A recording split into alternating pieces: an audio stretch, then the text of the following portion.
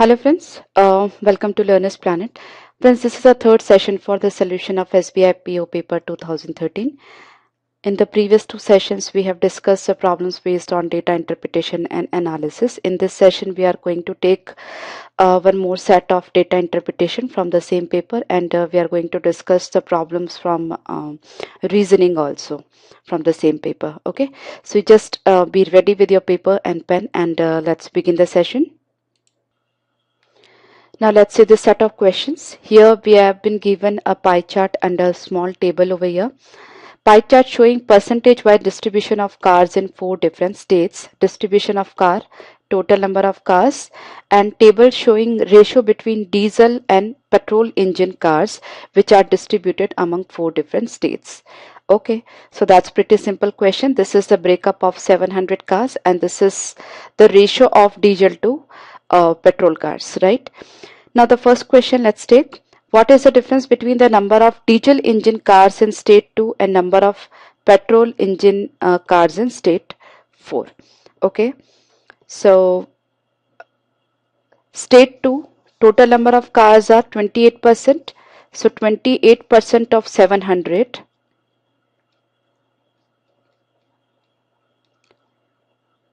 Okay, and out of this state 2 we have to find out diesel engine cars.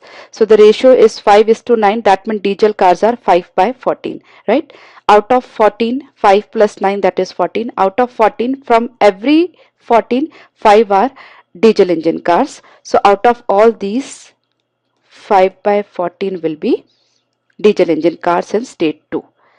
Then number of petrol cars in state 4, again state 4 26%. So 700 into 0.26 into state 4, it's a 1:1, so it's petrol cars will be 1/2, right? Here also it is 28%, so this is the dot. I remove the dot, cancel this, remove the dot, cancel this, right? 7 can be taken as common. After that it is 10 and it is 13, right? If it's so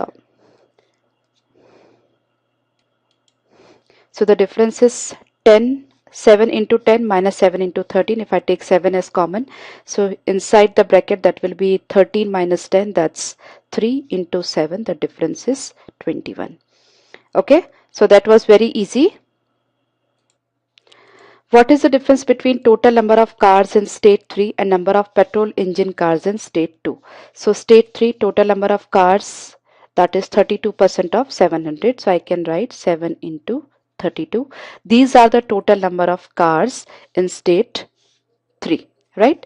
Number of petrol engine cars in state 2. Petrol engine car 7 into 28 and petrol engine must be 9/14.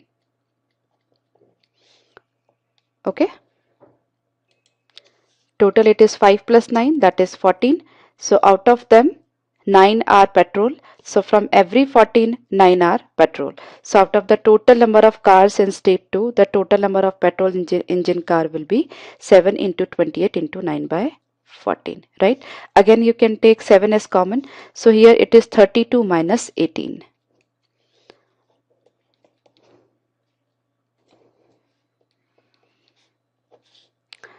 Okay, now what is the average number of petrol engine cars in all the states together? So this is bit lengthy question and options are also quite closer to each other. So no more there's a scope of any sort of approximation. Okay, so first of all we need to calculate the number of cars in each and every state, then out of them petrol engine cars we have to calculate, right? So total cars 700, state 1 14%. So I write 14 because this 00 will be cancelled out from 0.14, right? So this is total number of cars, that is 7 into 14 total number of cars from state 1, and out of them petrol engine cars are 4/7, right? Total cars are 7, the total is 3:4, the ratio is 3:4. So 4/7 total number of cars having petrol engines. Okay, 7 I'm taking as common, so no, I'm not calculating with each and every step. Then state 2, 28 into 9 by 14. Then state 3, 32 into 3 by 8. Then state 4, 26 into 1 by 2.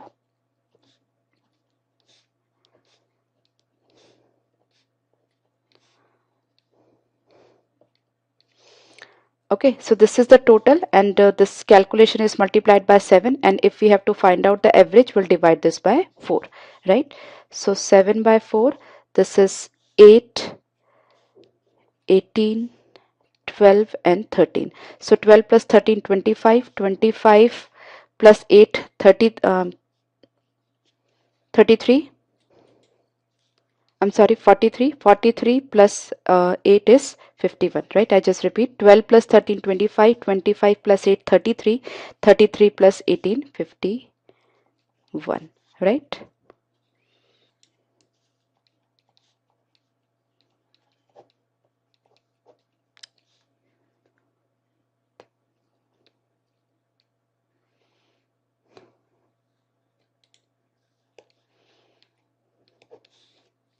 Okay, so bit lengthy, but not at all difficult.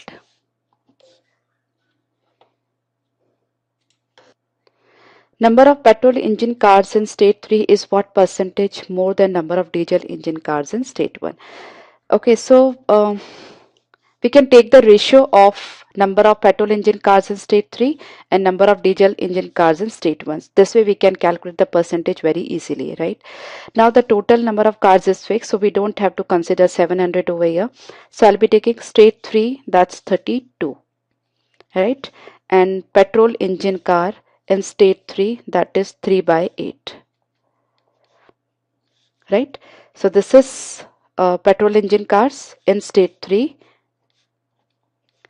and divide by diesel engine cars in state 1. State 1, 14. Diesel engine cars will be 3 by 7.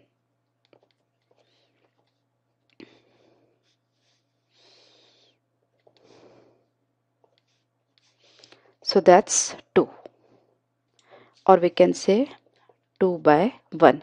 That means number of petrol engine cars in state 3 is double of number of diesel engine cars in state 1. That means it is 100% more, because we are asked about percent more. That means 100% more. Double means 100% more. Okay.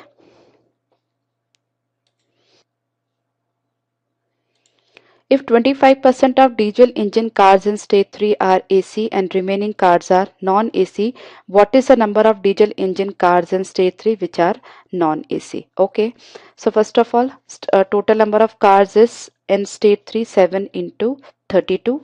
Out of this, diesel cars are, state 3 we are talking about, diesel cars are 5 by 8. Right, so this is the total number of diesel cars in state 3, right? Now 25% are AC and 75% are non-AC. So this is the total number of cars having diesel engine, and 75% of this, that means 3 by 4 of this, 3 by 4 of this is non-AC, right? So I just calculate this. So 15 into 7, 105, right? So 105 cars having diesel engine in state 3 are non-AC, right? So that was very, very simple. All the problems can be solved in just 3 to 4 minutes, not more than that, right? Now a dice is thrown twice. What is the probability of getting a sum 7 from both the throws? I have already discussed this sort of questions in our basic probability session. To get sum, first throw 1, 6, then 6, 1, 3, 4, 4, 3, 2, 5, 5, 2. So these are the combinations available with us. First row, second row, first row, second row, right? So in all we are having 6 combination, and both the throws are independent, or I can say both the events are independent. So in all 36 cases will be there, and out of 36 cases, 6 cases are producing sum as 7. So the probability will be 1 by 6. Okay. Now, a bag contains 7 blue balls and 5 yellow balls. If 2 balls are selected at random, what is the probability that none is yellow? Okay, so total number of favorable cases are 7 plus 5, 12, C2. You are drawing 2 balls out of 12, right? Now we have to find none of them is yellow. That means both of them are blue. So both the balls are being selected from 7 blue balls, right? You just have to solve it.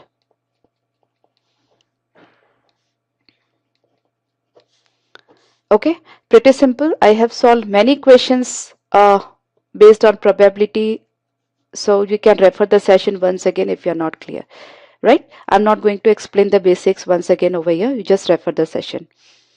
I hope it's clear to you. Now see this.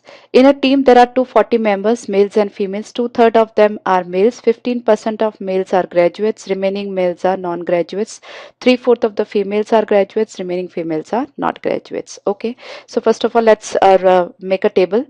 240 out of them 2/3 are males. That means 160 are males and 80 are females, right? 15% of males are graduate. So graduate, non-graduate, graduate, non-graduate. So 15% of 160 is 24. So 24 are graduates and 136 are non-graduates. 3/4 of the females so are graduates. So 3/4 will be 60 and this is 1/4 is 20. Now we can answer all the questions very quickly. What is the sum of number of females who are graduates and number of males who are non-graduates? That is 60. Females who are graduates 60 and number of male who are not graduates is 136. Okay. So that is 196. What is the ratio between total number of males and number of females who are non-graduates? So it is 136 total number of males and the number of females who are not graduates. So 136 males are non-graduates and 20 females are not graduates. I'm sorry, here total number of males. So total number of males are 160. So that 8:1. Okay. Then what is the difference between the number of females who are not graduates and the number of males who are graduates? Number of female not graduates 20. Number of males who are graduates 24. So difference is 4, right? So all the 3 questions can be easily solved in 1.5 minutes if you make this table. I hope that's clear to you. Now let's take this question. Which of the following expressions will be true if the expression is definitely true? Okay, R is greater than O is equal to A is greater than S less than T. So you can directly solve this question or you can take the comfortable values, right? Here R is greater than O and O is equal to A and A is greater than S. So precisely R will be definitely greater than S, right? Now S is less than T. So the value of T cannot be predicted. It can be any of the value, right? It can be greater than R. It can be less than R. I put up one example before you. Suppose I assume R to be say 15. Greater than O. O suppose maybe 12 is equal to 12 is greater than S can be any number between 11 from 11 to 1, any number, right? And it's less than T. Now T can be any number, right? If it is 11, it can be 13, 14, 15, whatever, right? So from T cannot be compared from with any of the other variable, right? Definitely it is greater than S, but we cannot say whether it is greater than A, O or R, right? So we will not consider the combinations with T, we'll consider the combination of R and S over here. So this must be definitely true, whatever the value of R and S are there if this condition is true. Okay. Now, this question based on coding and decoding. In a certain code language, economics is not money is written as ka la hoga. Demand and supply economics is written as mo ta pa ka. Money makes only part is written as z la ni ke. Demands make supply. Okay, fine. So, what is the code for money in the given language? Okay, so money must be any of the ka la ho ga. Okay, so from the options la and ga we keep, remaining we delete. Now we have money over here also. Money makes only part and z la ne ki, right? That means money must be z la ne ki, any one of them, right? So even ga is deleted. We are left with la. So money is la. Okay, so that's pretty simple. What is the code for supply in the given code language? So supply, demand and supply, we have supply over here. Mo ta pa ka. So, okay. Then we have supply over here also. It's z mo ka ta. So we have common is mo ka and ta. Okay, write down the code for the remaining. Money is already calculated, that is LA. Then money makes only part, demand makes supply economics. Makes is common. So makes is ZI. Then economics is not money, ka la hoga, and only economics is common between these two. So ka la hoga, economics is ka. Okay. Now we have demand and supply over here and demand and supply over here. Okay, so demand and supply, what two things are common? MO and TA, right? MO and TA, right? That's demand or supply. Okay, okay. So what is the code for supply? It may be MO or TA. What may be the possible code for demand only more? So we don't have code for more, right? So code for more should not be the part of uh, the given codes over here. So here demand can be MO or TA, then only can be Z is already given, La is already given, Ne and Ki.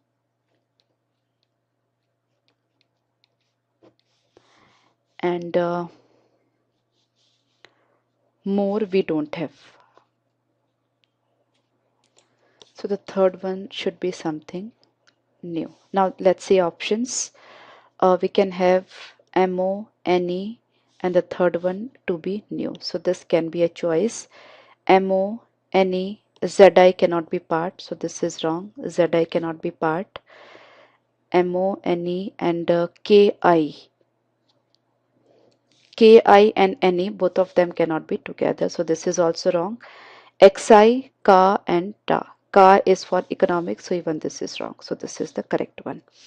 Okay. Now, what may be the possible code for work and money in the given code language? Okay, for work we don't have anywhere.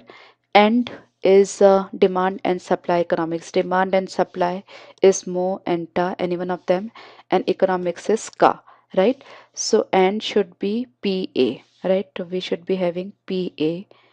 So that's not there in this case. And then money must be LA. So PA and LA combination we have to see. So that's there everywhere. Now since we don't have any code for work over here, so it should be something new from all of them, right? So here what we want is, apart from PA and LA, we should be having something new, right? GA is already used, no. LU is never used, it is a possibility. MO is already used. NE is already used, right? So we are left with this. Okay. Then we have what is the code for max in the given language. So that is ZI that we have already calculated. Okay. So that was pretty easy. Now let's see this question based, that's an input output based problem. Here input is this and output is this. See, whenever you have to crack the coding behind input and output reasoning, so what you do is we just concentrate on the step 1 and the output step, that is a final step, right? So I see the final step over here. So it's a S, N, M, F, E, C and B. That means alphabets are arranged in reverse order and numbers are also arranged in the reverse order, right? So that is the final output. Now what is happening in the step 1? Let's see. The smallest number and the first alphabet, both the combination of them is coming at the first place, right? In the second you can see butter 19 and then cookies 23, then butter 19, cookies 23 and extra 37, right? So a combination of number and alphabet in reverse order is coming one by one, right? So it's very easy. Now let's take the questions directly one by one.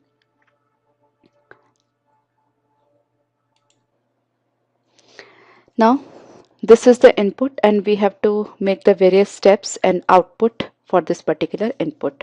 So step 1,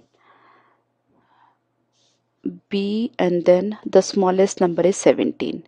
So B17 will be there at the first place, then the remaining 32, proud, girl, 48, 55, 97, rich, family, 61, 72, N and L. Okay. Then second step, we have family 32, F 32, B 17 and remaining as it is. Okay. Then third step, we have G and the third big number is 48. So G 48, F 32, B 17 and remaining as it is. Fourth step,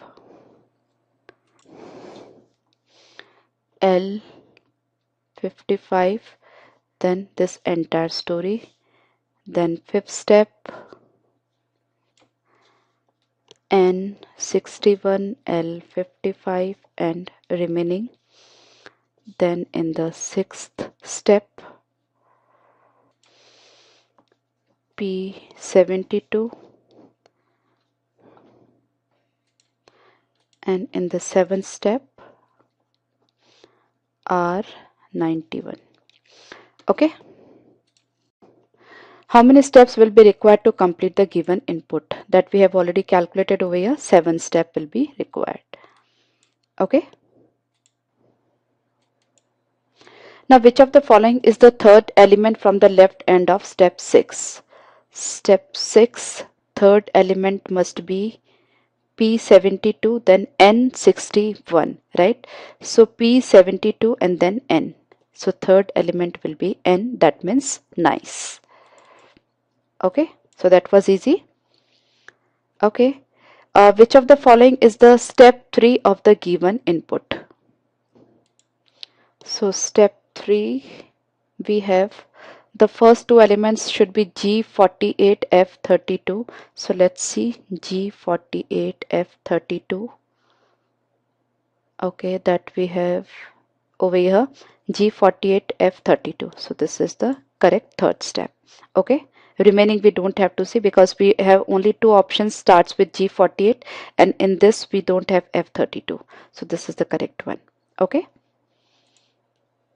What is the position of nice from the left end in the final step? Let's see. So this is the final step. So that is R91, P72 and then N61. So 1, 2, 3, 4, N will be at the fifth position. from the left. So nice at the fifth position. Okay, which element is the third to the right of family in step 5? Okay, what I do is I write the step 5 completely for better clarity over here. It's N61, L55, then G48, F32, B17. Now, third to the right of family. Okay. So, third to the right is first, second, third. That is 17 to the F. Okay. So, third to the right to the family is 17. Okay. So, that was very easy. I hope you are getting this. Okay. Here, read the information carefully and answer the following question. A plus B means A is father of B. So, what we do is we change the notations. A is father of B. A is sister of B. A is wife of B. A is mother of B, and A is son of B. Okay. Now, which among the following expression is true if Y is the son of X is definitely false? Now do it carefully. Y is son of X is definitely false. That means Y percentage Y divide X should not be there. So this is discarded. This is discarded. Now we write down the remaining. X plus L. That means X is father of L. So X father of L. X is male. L into T. That means L is sister of T. So L is female and T over here. Then we have T into Y. That means T is also sister of Y, and Y divide W. That means Y is son of W. So here it is W, and since all of them are siblings, if it is male it should be female. Okay, so in this case, Y is son of X can be true because we don't know the status of Y as of now. I'm sorry, Y is son of X. That is perfectly true because A is son of B, so Y is son of W. So it's definitely male, right? So Y is son of X also. So this is also not acceptable. Okay. Then we see this $X. That means W is wife of X. W is wife of X. So W is female, X is male, right? X plus L, that means X is father of L. So father of L. Okay. Then L plus Y. So L is father of Y. Right? So here X and F are definitely Y is not the son of X. That is definitely true over here. Right? No need to check further. Now see this. Who among the following options is true if this expression is definitely true? So first decode it. I plus T. That means I is father of T. So I male and T. T percentage J, that means T is mother of J. So T must be female and J. J cross L, J is sister of L. So it's also female and L. Then L divide K, that means L is son of K. So it's male and it's K. Now T and K must be husband wife because both of these two people are brother and sister, and if she is female it must be male, right? Now L is daughter of T. Let's check. L is male, it cannot be daughter. I is a grandmother of L. I cannot be grandmother because it's male. J is brother of L. J is a female, it cannot be brother. K is son-in-law of I. Yes, I is father of T, and T and K are husband wife. That means K is son-in-law of I. That's correct, right?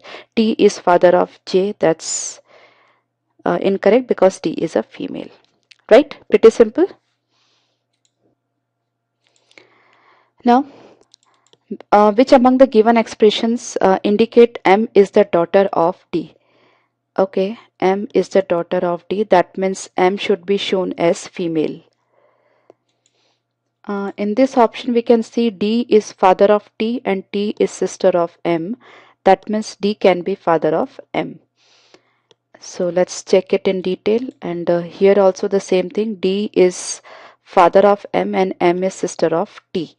So these two options seems to be correct. So let's check and then we reach the conclusion. So L is mother of R. Okay, R is wife of B, that's female, wife of B. R is wife of D, sorry. D is father of T, and T is sister of M.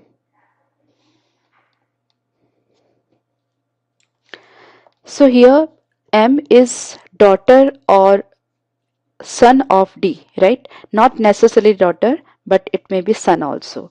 So let's check this. L is father of R. R is wife of D.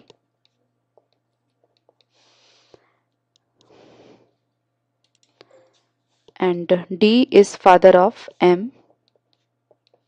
And M is sister of T. Right? So that's compulsorily female and it is daughter of D. Right? So that is 100% correct. No need to check further. Okay? Now what should come in the place of question mark to establish that T is the sister-in-law of Q in the expression? Okay, so first of all let's decode it. R is mother of T. R should be female and then T. T is sister of P. So T should be female and P over here. And I take the signs one by one. Division sign, that means P is son of Q. So P is male, son of Q. So T is sister-in-law Q is sister-in-law of Q. That's not possible because T and P are siblings and both of them are maybe son or daughters of Q, right? So that's incorrect. Then I take percentage. So P percentage Q means P is mother of Q. So P is female mother of Q. Again, T and Q, T cannot be sister-in-law of Q. Then suppose I take cross. So P cross Q, that means P is sister of Q. So P is sister of Q. Again, T and Q cannot have the relationship of sister-in-law and something. So that's even wrong. Dollar. So P dollar Q, that means P is wife of Q. So P is wife of Q, female and Q. Now in that case, T is a female and T is married to, I'm sorry, Q is married to uh, P, and P is a sister of T, right? So in this case, T is sister-in-law of Q. That's correct. Okay. I hope that's clear to you. Now what should come in the place of question mark to establish that J is brother of T in the expression? Same as in the previous case, I first decoded J division P, that means J is son of P. So J is male and then P. P percentage H, that means P is mother of H. So is P is female mother of H, that means these two are siblings.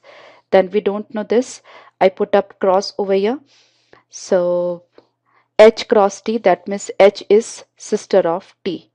So H and T, they are from the same generation. That means J and T. J is male and it can be brother of T. So this is true. Since we have the option also of division sign, so I put up take up division also. So here H division T, that means H is son of T. So H is son of T. Okay, so if H is son of T, H and J are siblings, so J cannot be brother of T, right? So we have only one option, so this is correct.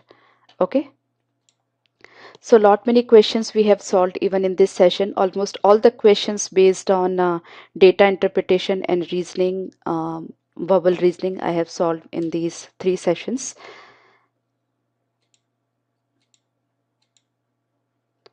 So do practice well and send me the doubts if you have any. Okay, bye bye.